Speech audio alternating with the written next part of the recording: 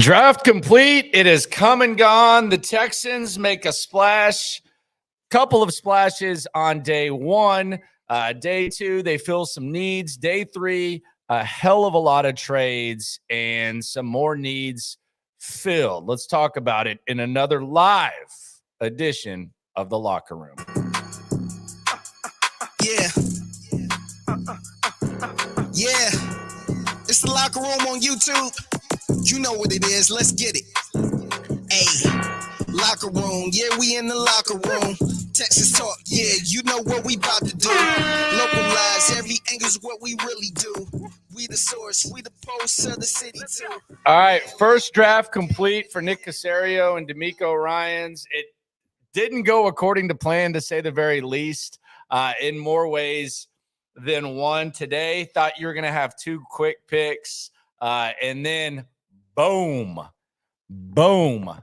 Trade. Had to adjust, had to do a post. Thought we were going to get the two picks and then do like a little reaction, but everybody was left chasing their tail. You had Trader Nick at his finest today, and now we can actually look at this draft class and we can talk about what you think about, what I think about, and what's next for the Houston Texans. The biggest thing for me, like before we get into like the actual picks and we start to grade and we start to say stuff and talk about, how we think they did. I think the most impactful thing at the moment, and it could be like kind of like a transitional thing, is the way that people talk about the Texans now is just a lot different than it's been in a few years. And I don't know how much that matters. There's buzz locally and there's respect across the nation to the point where, when picks are being made on day two, you have Micah Parsons commenting, you have Marvin Harrison Jr. commenting, you have all the analysts saying really good things about the Texans. And it didn't seem like too long ago where, there was talk that D'Amico Ryans wouldn't want to come here, or why would he want to come here? And D'Amico Ryans shouldn't come here. And, they're not going to draft a quarterback because of the agent and all that. And now we're to the point where it seems like it's a cool spot. It seems like it's a cool place to be. And the vibes are just a little bit different. So whether or not these picks work out, and in a crapshoot like the NFL draft, there's always chances that it doesn't work out. I think just the overall reputation, mood, et cetera, of the franchise has changed significantly in a short time, to the point where everyone's excited and everyone seems to really feel good about things around here, regardless of what happens. So I think that's one of the most significant things that has happened. And it was gradual. You could kind of see it happening when D'Amico first came here, but this is really the first national, outside of some small events. This is the first like real national NFL showcase where people have talked about the Texans and they've had nothing but good things to say about them. I will say, I think a lot of the criticism was valid. I said at the time, I thought a lot of it was extremely unfair and ignorant, and really just kind of a lot of people talking out of their asses at almost a disgusting level at sometimes with some of the stuff they were accusing Bob McNair and the McNairs of. But the organization, like the questions about the organization and how much of a bleep show it was, from the BOB to the POS, person of service, Jack Easterby era on, I think a lot of that was valid. It led to Deshaun wanting out, et cetera. Not trying to rehash the past. I'm just saying I do think some of the criticism was valid. I think some of it was goofy as hell, and I think it was just ignorant. And it's sad when you see some of the talking points still kind of brought up. And now they're getting respect. Hell, even Colin Cowherd. I see someone in the comments talking about Colin Cowherd's talking good about him, but that's really one of the most, enlightening things that you see, that I think, regardless of whether the it's something that is going to be, you can build on this momentum no matter what. This draft class could be a flop. And you would still, I don't think anyone's going to like look back in hindsight and say, oh, well, they're idiots because of this. I think people are really, really interested in the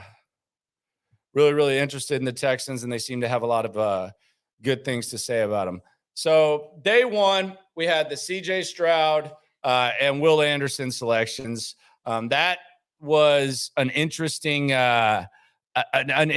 reaction. There was a lot of takes on it. I know some people think that maybe the Texans gave up too much to trade up. They gave up their one this year, a one next year, 33.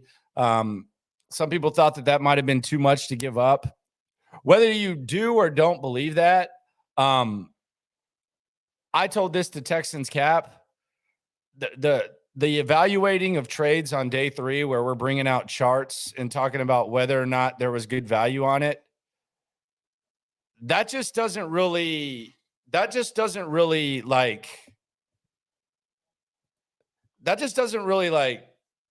vibe with me. I don't know. I that's trying to do too much. Almost like grading centers when you're not sitting down and watching tape of a center and we're like have passionate opinions on centers. The charts, the trades, etc. on day 3, I don't know what to tell you. So if you're looking for someone to tell you whether they got good value on their trades, I strongly recommend Texans Cap. He's a friend of the show. He comes on. He's got his own channel. I'm sure on Wednesday he'll be able to break that down for you, but I'm not going to nitpick the trade value. I just know there were a hell of a lot of trades today. And let's just go through them real quick. So you had the trade 174 and 259 for 167. You had the trade of 191 for 230 and 248. You had the trade 104 and 203 to Las Vegas for 109 and 174. And you had a 105 to Philly for a 3 next year. And then you traded 205 for 230 and a 6 next year. So there you go. My head hurts. I'm sure your head hurts as well. But there were a lot of trades. As far as the actual picks, on top of CJ and Will Anderson, you give up a 1 this year. Now we're getting semantic. Beast mode loading. You gave up a 1 this year. You swapped. So you gave up 2 1s. So yeah, you do. Like it's tomato, but yes, you gave up a 1. You traded 12 to get to 3. So you did. Like it's the same. Like if you trade 2 apples and an orange, just because you're flopping apples, you didn't just trade no apple. You still traded the apples. So that's tomato type of stuff. I'll get to the comments and we'll keep this going. Beast mode loading is not really understanding, but yeah, you gave up a 1 this year. Sorry for your confusion there, sir. Maybe do some push-ups or something. I'm just messing with you. So day 2, you had 2 biggest needs being addressed. You had the center and you had the wide receiver. I don't know much about Juice from Penn State. I do know that started a couple of years. The thing I like about the drafting of Juice Scruggs is that later on in the draft, you drafted another center. So you brought in 2 centers, and if one of them works out, maybe they compete with each other. Jarrett Patterson out of Notre Dame, a captain.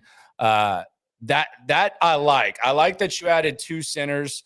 You also added Tank Dell. Tank Dell, I would say, as far as being a draft pick, as far as like being like the most like discussed draft pick, I would say that he was the one that was maybe the most questioned that I would pay attention to. Like if you're bitching about a 5th or 6th, or at least once we get to a 6th, it's there. But I think a lot of it was just kind of just bringing up the size of Tank Dell.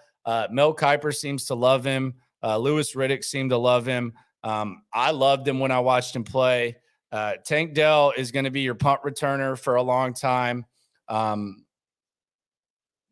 Tank Dell, Biggie, man. I'm so confused, dude. I don't stop it. But Tank Dell's going to be a guy that they're going to put in motion. They're going to put in space. I do kind of try to not listen to what a lot of like stuff is said locally when someone gets drafted that played at U of H or played at UT. I kind of graded on a curve because I think, if Tank Bell had played at UAB or Tennessee, I don't know that there would have been as much excitement. And speaking of Tennessee, some people might have wanted Jalen Hyatt, but I'm a fan of Tank Dell. I think they're going to be able to find some ways to make him create opportunities for him in space. And we don't know how Bobby Slowick uses weapons either. So that's the intriguing thing is we're trained to think about the Texans offense a certain type of way. And the most pleasant surprise that I'm the most excited for is in a few months when we go to camp, or especially when we start seeing preseason games and when we see regular season games, we're going to kind of see like a new style of offense and a new philosophy. Whether or not it's good, who knows? But I think the fact that it's new and it's not the system that we got so tired of after running it for all those years, I think that's going to be something exciting. And I also think whenever you think about like a Tank Dell and bringing him in, and it's natural, you think about bringing him in with, Bill O'Brien calling plays or Tim Kelly calling plays or Pep Hamilton calling plays. And you automatically just assume, man, they ain't going to be able to get the most out of this guy. This is a crappy offense. They don't know how to utilize talents like that. But Tank Dell in this system, there's a little bit of excitement. It'll be interesting to see what exactly Tank Dell does. They also got another receiver at 205, Xavier Hutchinson. If you're a Big 12 fan and specifically a Texas fan, I watched this guy this year and he made me sick because he was unstoppable. He ended up with over 150 yards, 10 catches, I think 150 yards against Texas. And quite frankly, he probably should have had 350. Like every time they didn't throw to him, you almost wondered what the hell was going on. He did have a real costly drop at the end of the game that was a gift to Texas. They should have lost. But he's a big receiver. He runs good routes. He's going to be one of those guys. I mean, it does seem like they have a lot of physical guys that they're going to ask to do some things. If I were to look at like what type of receiver he can be and him competing with Nico, like if you watch San Francisco, Jennings and Noah Brown might be this type too. A guy on the outside that can do some dirty work and able to go up and make a play every once in a while when you need him. So I think the Texans did a really good job of double stacking the centers. Bring in two. Why not? I mean, the chances are when you pick a day 3 guy that he's not going to be there anyway. So bring in 2 centers, compete with Questenberry. If these guys both beat him out, it's not a big problem. They can both play both positions. So you did that with the center. And then wide receiver, you bring in a couple of guys that do different things. And both of them made a hell of a lot of plays. Hutchinson was a hell of a receiver at Iowa State, and Tank Dell was a good receiver. So you addressed Tank Dell was a good receiver at U of H. So you addressed the needs there and made some moves. The other pick, and I've heard Seth Payne talk about this, Dylan Horton out of TCU. I'm bringing it back to Texas and Big 12. It seemed like TCU this year, and I'm sure a lot of people watched a lot more of TCU, but any big game that TCU had, Horton was just kind of the guy that was just setting the tone. Whether it was against Kansas State in that battle for the Big 12 title, whether it was when they went on the road to Austin and kicked Texas's ass, whether it was just any big game that they had, whether they were facing Michigan and beating Michigan's ass, that dude was consistently setting the tone and consistently the guy that would not only make plays, but you would see 98 make plays, and they were violent plays, and there were plays where he was getting real excited. It was kind of like one of those trendsetter type of things. He's also a guy that can move around a lot, and he's a pretty nasty guy. And if you watched any Big 12 games, specifically with TCU this year, outside of the Georgia one, but that was just a total assing. He was all over the place. I think this could be a guy like when we look back, we say, damn, that was a hell of a pick. And you would like to think that maybe that was a D'Amico pick. But I really, really like him. Seth likes him. Seth can get a lot more technical with it. So you might want to check out what Seth has to say about him.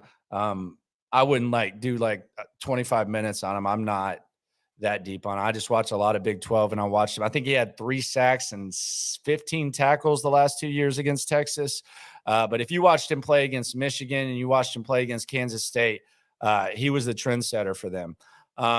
Then you had a guy that we were talking about yesterday for a while, Henry To'o from Alabama.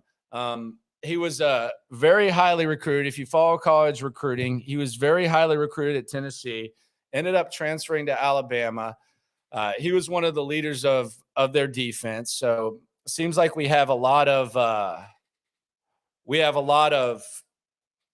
Alabama guys. Hopefully he just marks the end of Christian Kirksey.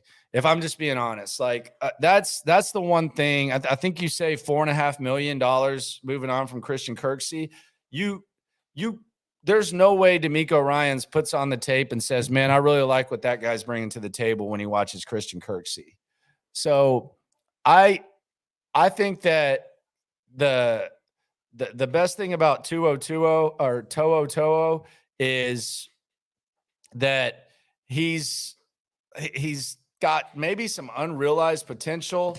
He can run well. He can play on special teams. And hopefully it's the end of the Christian Kirksey experience. Then you had Brandon Hill, the safety out of Pittsburgh. I went into this one wondering if, what the hell is wrong with Antonio Johnson out of Texas A&M. I always thought he was a really good player. I think I saw that Lance had him as like a 3rd-round guy. For whatever reason, he was falling. Brandon Hill, don't know a ton about Brandon Hill, to be honest with you. I do know that they're pretty set in the secondary. I don't know how he fits in. So I'm not going to sit here and give you like a generic fake scouting report on him. I'm assuming they think he can be a special teamer, and I'm assuming that he's going to compete. Other impacts on the draft class, like who's on notice the most with this draft class. This is always something that I like to look at afterwards, after the draft. I would say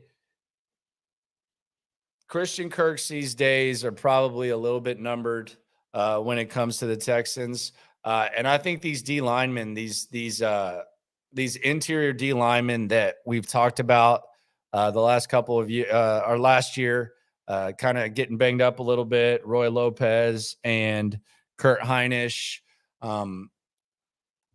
Even when it comes to bringing in undrafted guys, I got to think that these guys are going to have to compete. And even competing might not be enough. That's something that really has to change. They have to get a little more athletic down there. They gotta get some meat. I thought those guys were already on the outside looking in. I think they're kind of on notice.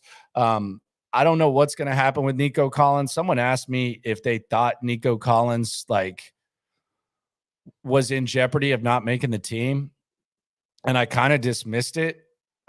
We have seen guys in their 3rd year, get waived. We saw it with Blacklock, or traded, whatever you want to call it. Look, they got a lot of receivers, but I still look at Nico, and I don't know if y'all agree. I don't want to quit Nico yet.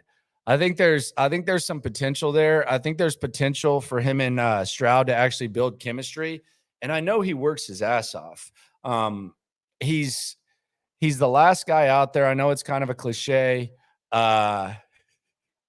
He Stephanie did bring it up. She was not the only one. I wasn't dismissing Stephanie. But yeah, Stephanie Clay. Shout out to Stephanie. Love me some Stephanie. She brought it up. I think Meltzer brought it up yesterday.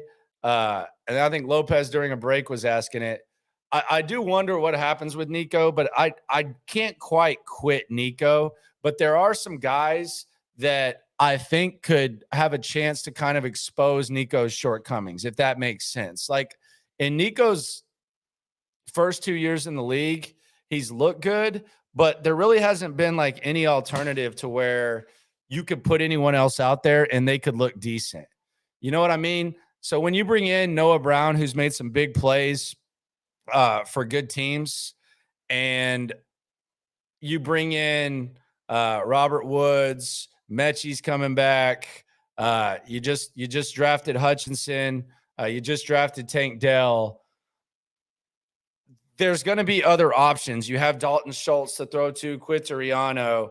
I don't think that Nico. I still kind of believe in Nico. I'm not like going to sit here and say I think Nico's going to be a great number 2 receiver, but I think he can be a guy that you want on your team. But he definitely has more competition. So yeah, I wasn't dismissing Stephanie or anyone who asked it. I just wouldn't quit him. And Jalen said Noah Brown. I think Noah Brown's awesome for this system. Noah Brown can block. He's a really good blocker. And I talk about Jennings doing the dirty work in San Francisco. And he did have some drops last year, but there were times where Dak Prescott trusted him in very, very, very important situations, and Noah Brown was able to come through. And I think Noah Brown, I'm not going to sit here like Cowboy fans will say, oh, he sucks. He's a number 4. Yeah, he's a number 4 there. But this is still a really, really meh receiving core. Even if Tank Dell and Hutchinson end up being good, I think that's going to be one of CJ Stroud's biggest obstacles as a rookie is the receiving core and how he's going to figure it out. Cause he's been throwing to some really, really good receivers at Ohio State. And I don't know how he's going to be able to handle the receiver thing, but I do think Noah Brown's a good option here. I actually think if we're talking about like setting CJ Stroud up for success, and I appreciate everyone for coming through. I promise I'll get to the questions. I'm marking them. I'm marking them, and we'll get to them. And if they're topical, I'll bring them up. I like Mechie, but I do think this about Mechie, and this is first of all just the fact that he touched his toes and stretched last week, and you all have heard me say this, is a miracle. So it's already been successful with Mechie, but I do think we need to go now. We need to go now and start evaluating Mechie as a player. And it almost feels like because he was gone for a year, there's been like an assumption when people talk about Mechie that, and I'm not saying he can't be a really good player. I'm just saying he hasn't played football in 2 years, and there were question marks about him before he came here. How explosive is he going to be? There was even some people wanted other receivers taken. I know I was a Sky Moore guy. He's going to have natural struggles in the NFL, and we don't know how good John Mechie is going to be. So it feels like there's almost like a situation where Mechie is kind of getting talked about as if he like is 100% going to reach his ceiling because he was gone for so long. But let's just tap the brakes and see what happens with Mechie and what he does. SVK says Mechie is a Diggs clone. Diggs who? Stephon? Yeah, I don't know that they play alike too much, sir. Mr. High asks if I'm surprised that they didn't pick any running backs. I'm not. And we'll get to the comments a little bit later. But as far as CJ Stroud succeeding in his rookie year, I actually think the offensive line is not going to be a problem. when Deshaun came in, the question was, well, this offensive line, can you function behind this offensive line? Can this offensive line get the job done? I don't think the offensive line's a problem at all. As a matter of fact, I think there's a chance that it's a really good offensive line. And I think it's a chance it's a really good secondary, which is crazy because those seems like even when the Texans were good, those were the two things that we were worried about.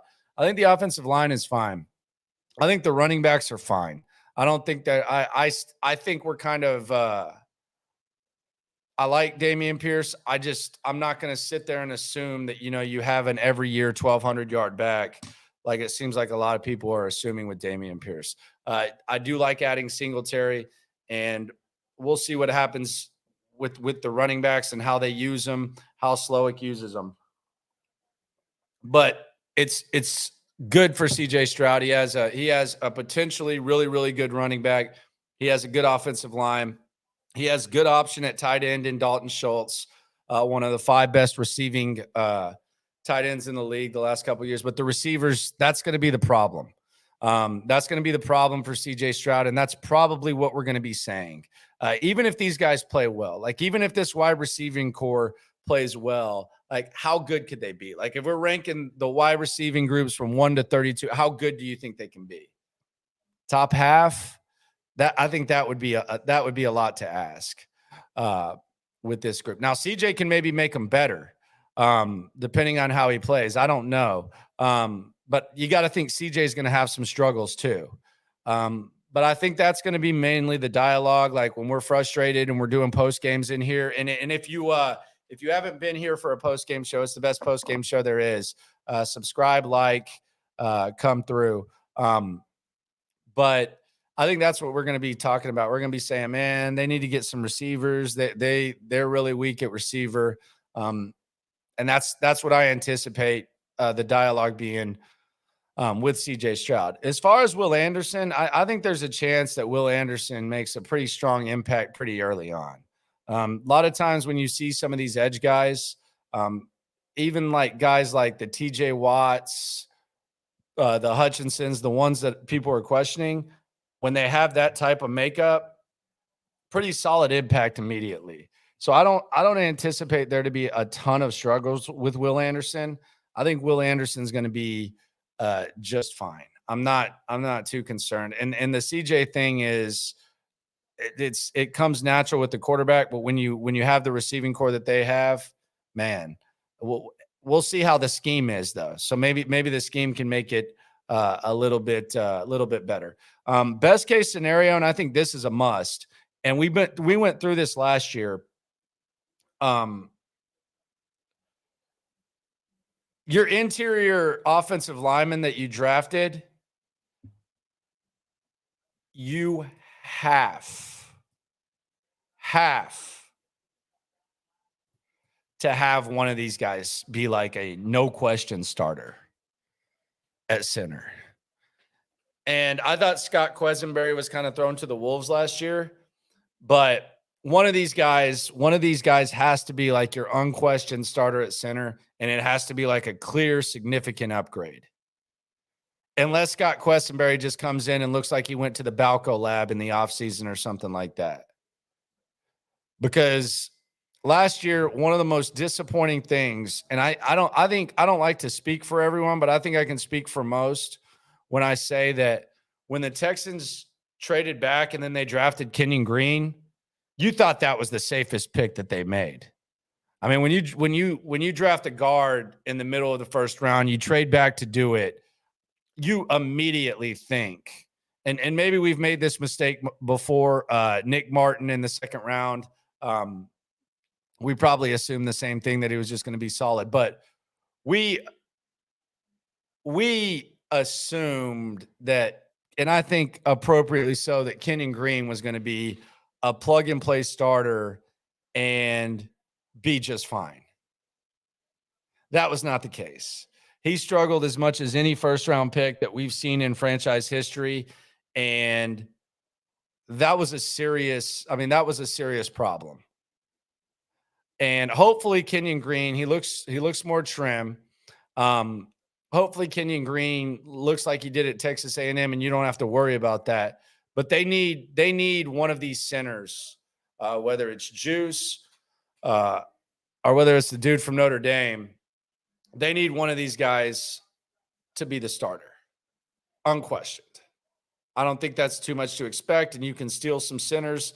And I've seen some people say some pretty good things about Jarrett Patterson. So those are my expectations. One of the two rookies start. CJ is going to struggle. I think Will Anderson's going to make a pretty significant immediate impact. And I'm with you, Jalen. I think Kenyon will be better in year two too. I do, but we need one of these centers to not struggle. And I actually think you can connect Kenyon Green's struggles with the center because it's probably not easy to have played by him. Tank Dell expectations. I mean, I just think we got to see what Bobby Slowick's offense is right now before we start laying out expectations for Tank Dell. And we got to see how he's going to use certain guys because he has a lot of receivers. And quite frankly, the puzzle, like if you're just laying out the puzzle of what you think the wide receivers are going to look like, even if you lay it out perfectly, it still seems like there's probably going to be some creativity needed or some sort of schematic strategy where you're getting these guys in good places to be able to lay out anything for Tank Dell. So realistic expectations for Tank Dell. Be the team's punt returner and be a guy that is a threat on offense and a threat in the slot. Daniel Ramirez is saying 500 yard season for Tank. If he has a 500-yard season, then that's great. That'll actually be really, really, really good. Dylan Horton, I'm intrigued to see how D'Amico's going to use him. I think D'Amico Ryans is going to be a very, very creative defensive coordinator. When I see someone like Horton picked in that situation, it's kind of the same feeling you get whenever like an offensive coach picks someone on day 2 or day 3, and you say, okay, they have a vision for that guy. I'm intrigued by the Horton thing because I've seen him in big games at TCU where he is the guy that's setting the tone and he is the nasty mofo that is hitting the other team in the mouth and then letting them know about it on the sidelines. And he seems like he's kind of a D'Amico Ryans type of guy. So I'm excited to see the Horton expectations. I think he's going to be a rotational guy and he's going to be a guy that plays a lot. And I just want to see how D'Amico is going to use him because we don't know the coaching staff. That's the other hard thing about laying out expectations here. I do think this team is significantly better. I do think there's worse situations that quarterbacks are going into than the one that CJ is going into. As far as the Henry To'o expectations, I expect him to be a special teams contributor / maybe not active every Sunday type of guy. And I expect him to get better as the year goes on. One of those types of rookies. Just get better as the year goes on. Maybe special teams, probably put a little bit of weight on, and hopefully good enough to where they're getting rid of Christian Kirksey and figuring something else or figuring something out there. So that's the expectations for 2020. Patterson, I've already said I expect him or Juice to start at center. Patterson make the team, maybe active a couple of times, but not necessarily active every single week. Hutchinson just make the squad. I don't know how often we'll see Hutchinson. He could be one of those guys that develops, but Hutchinson just make the team. There's no guarantees being drafted there that you're going to make the team. Just make the squad compete. He's going to be competing. The good thing about where Hutchinson's at right now is the guys that are in front of him, a lot of them are on 1-year deals. And I don't want to say Nico Collins is kind of at a crossroads, but Nico Collins can't stay healthy. So you have Nico Collins in front of you, and we don't know if Nico can stay healthy. So you've always got to be ready. So Hutchinson, really just make the team, and then figure it out from there. And then the final pick, safety, you gotta contribute on special teams. You're gonna have to contribute on special teams because we know who the starting safeties are. You're not competing for a starting spot. You have Petrie, who we expect big things from in year 2, and then you have Jimmy Ward, who's going to be lining up all over the place. So that's the expectations for Haas. So that's the expectation for the Rooks. If I had to grade the draft for the Texans, I give it a solid B. I'd give it a solid B.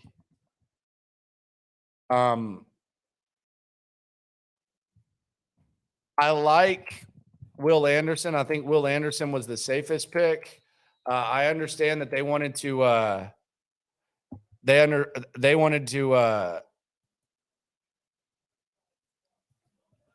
get a quarterback.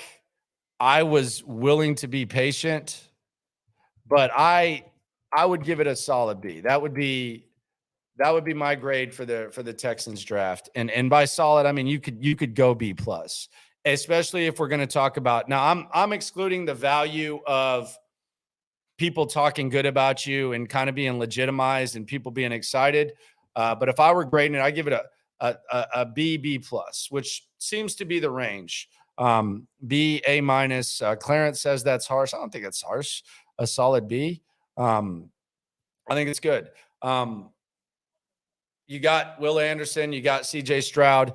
The problem with why it's a B is I was functioning, and I think this is kind of what goes to what we were talking about. At 12 and 33, I felt like they were in a prime spot to get one of the good receivers.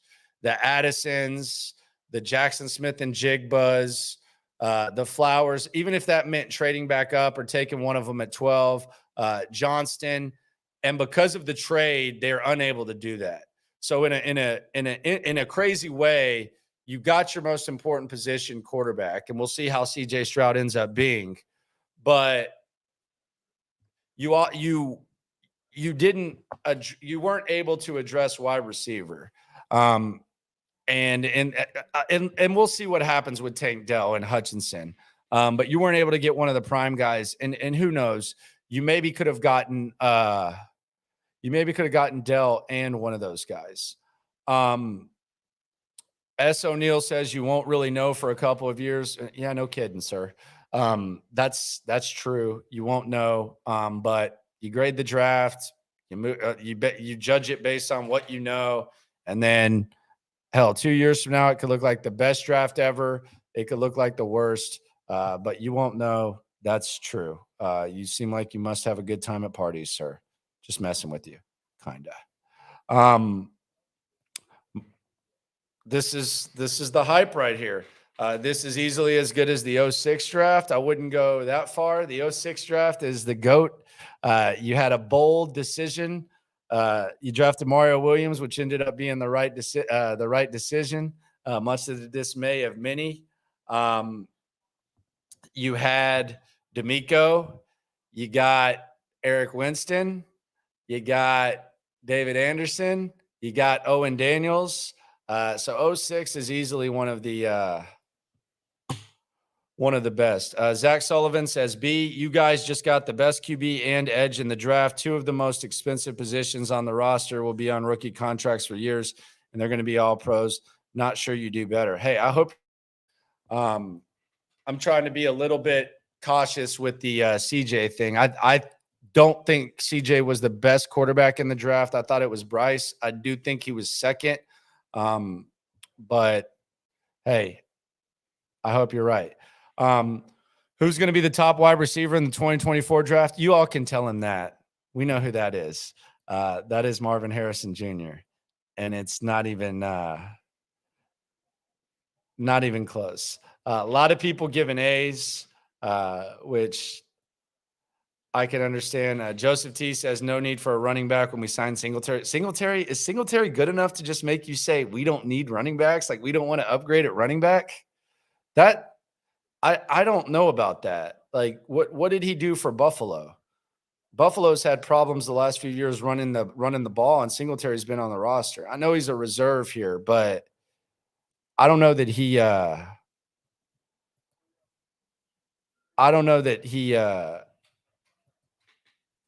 just makes you ignore running back. But they did. And they'll have opportunities to make that. Questions. The Texans, this is from Space 713.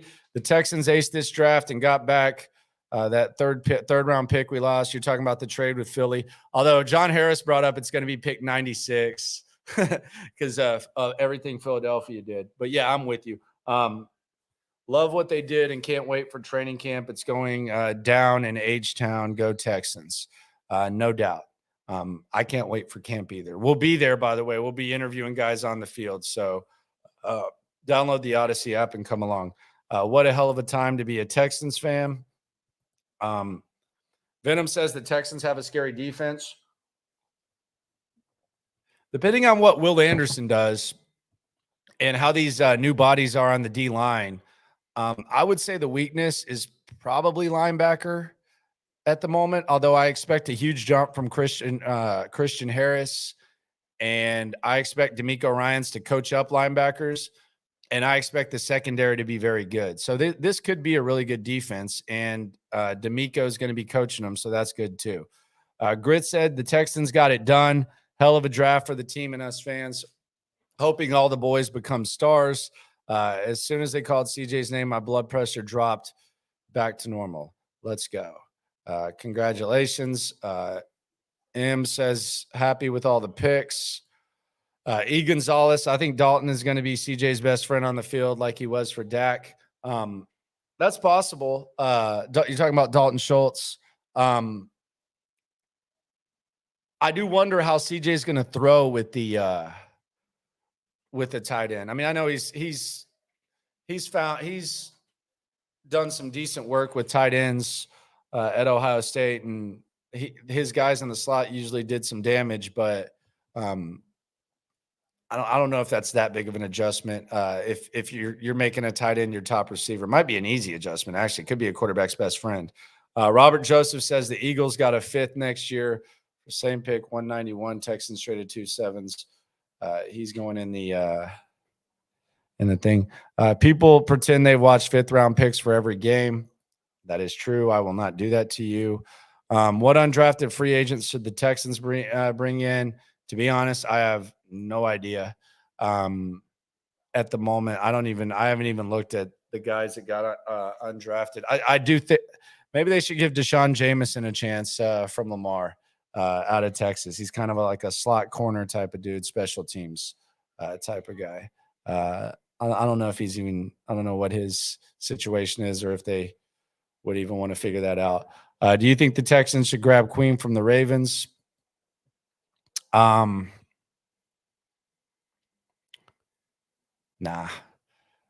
not really. But I wouldn't be opposed to it. I think it would be pretty sick. James says they have a slew of slot receivers. My question is, who is going to play outside receiver? Probably Brown, Collins, maybe Hutchinson. And then maybe some of these guys can line up outside and kind of surprise you. Roy Lopez is on the bubble, might already be on the outside looking in. I agree. CJ will make these wide receivers play better. Most of the lackluster offensive play came from Mills under and overthrowing the wide receiver. These wide receivers aren't great, though. I get that CJ can elevate them, but it's not great. What's your take on the AFC South with the 3 QBs drafted? CJ Stroud, man, I was okay with waiting on the quarterback, but he is the second best guy. He does seem to have kind of a likable personality that maybe the guys will gravitate to, and he does seem like he's willing to work hard, and he's going to be in a system that has allowed quarterbacks like, Jared Goff, Kirk Cousins, Jimmy Garoppolo to succeed. And I think those are good comparisons. Jared Goff, I've heard like Dak Prescott type of ceiling type of thing. So I'm okay with CJ. It is what it is at this point. There's things to like and there's necessary skepticism, but it comes with any quarterback. So that's what I think about CJ. LaFar Jackson, aka Anthony Richardson. I think that's going to be a disaster. Although I think that he might be able to find a way to win games early because they have Jonathan Taylor and Michael Pittman. But I think eventually I just don't think that's going to work out. Could be wrong, but I'm not big on LaFar Jackson. And then Gosh Allen, aka Will Levis. I just can't get down with Will Levis. That was my biggest nightmare, was having to even entertain the thought of Will Levis being the quarterback here. Even the video that the Titans put up of when he got the message, just I don't think much of him. Where do we sit in the division now? I think we may be in it. We will know by game 5 how the season will go. Oh, we haven't even gotten a schedule yet, man. I think the Texans are better than they were last year. And if you take teams 2 through 4, they could go either way. Like the Texans, I think it's a given with the free agent moves that they made and all the new players that they've added, that they're going to be better. Colts, I would think that they're going to be better, but I don't know what Anthony Richardson's going to be. That could be an absolute disaster. They are going to get Jonathan Taylor back, though. They're going to get Shaq Leonard. So you got to think Indy's better, too.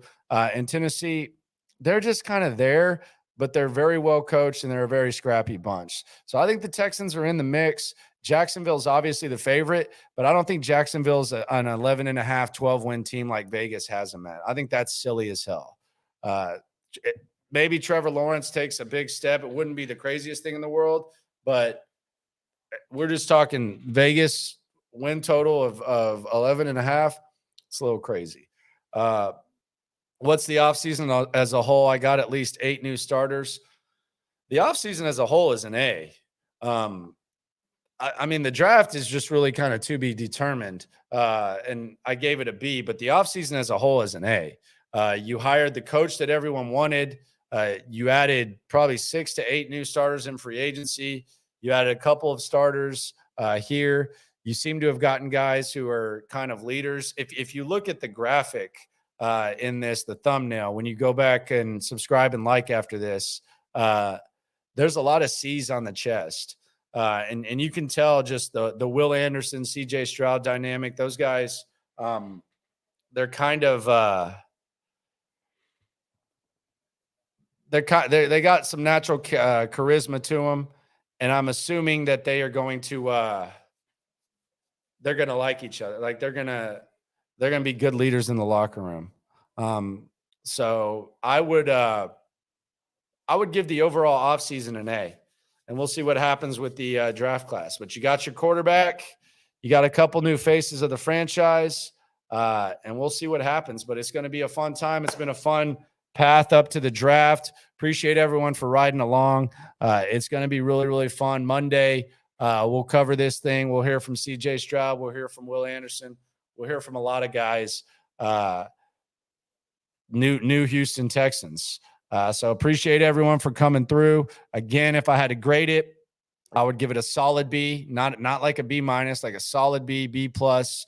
And we're going to see what happens. It's going to be damn fun. And no matter what happens, we're all in this together. Appreciate everyone for coming through, riding along with the draft.